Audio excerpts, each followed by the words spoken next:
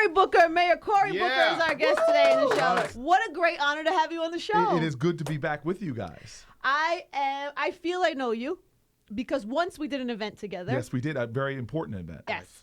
I assumed that you remember me, but then I realized when enough came in and said, hey, we did an event together once in Newark, that I realized people probably say that to you all the time. Yes, but they're not always as beautiful as this young lady. Oh, Yes. Stop So it. basically he's saying he remembers you, but he has no clue who the hell I We actually went to people's homes in Newark and met Knocked on doors, met amazing I remember you telling me people. that. Yeah, I Yeah. felt like I got more out of it than they got out of it. That's I just good. met some really great people in Newark. It was a really nice experience.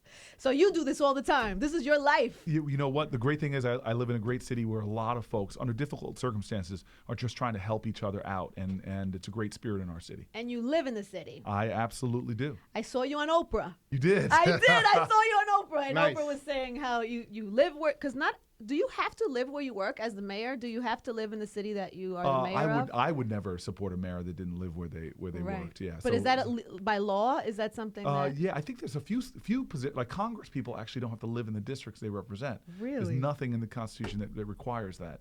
But mayors, you love your city. If you don't love your city, then You shouldn't be the you mayor. shouldn't be the mayor. If you can't live up in your city, be a part of your city, then you really shouldn't be in the job. And your city loves you. I feel very well. They've elected me to offices 3 times, but That's a pretty good yeah, sign. But sometimes, as a leader, you have to do things sometimes that are unpopular in tough Right. times. You're like not your average mayor, right? You probably have a way cooler BBM contact list than your average mayor. Because I know you and Gail are good friends, and I know Gail. We were just talking Yes. about Gail.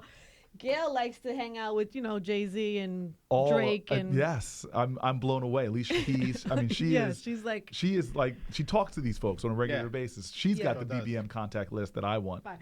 All right. In more serious matters, tonight the presidential debate is on. We encourage everybody to watch. Yes. Part My three. good friend over here, DJ Enough, for the second debate, he said he wasn't going to watch because he already knew who he was voting for. DJ Enough. Right. I was a little frustrated. I just felt like I heard both sides of the story. I've been hearing it for over a year, and I'm like, what's gonna change my mind? And did anything change your mind in the first debate? Oh no, not the first one, but the second one. I've never seen two guys go at it, and I was just so passionate about the debate that I was like, Angie, you're right. We have learn some have to things. watch this thing all the way through. Yes. There's a lot of things could change my mind. Well, I don't know if I can be honest, nothing would change my mind. Nothing would Right. change my mind either, but it's still to be informed about It what is the very issues important to be are. informed. I mean, Right. this and it affects young people. This is more about young folks. If you're under 35, it's more about Right. you, Right.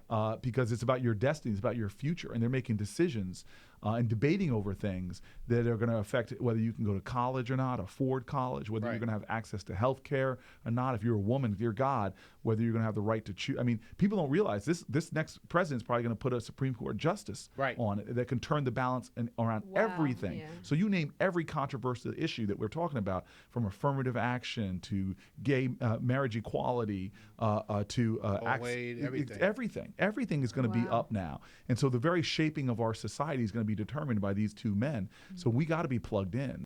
What did you think about this last debate? I read some of your comments, but I was a little freaked out by it. Yeah, it was About watching the the aggressiveness. aggressiveness. Yeah, there were definitely a lot of testosterone flying there, and it's amazing. I thought I wasn't one of those people complaining about the first debate. In many ways, I thought the president looked very presidential. He was not getting into Right. the sort of the dirt of it all, where I thought Romney was going. And this debate, you saw a resolute, fiery, strong president.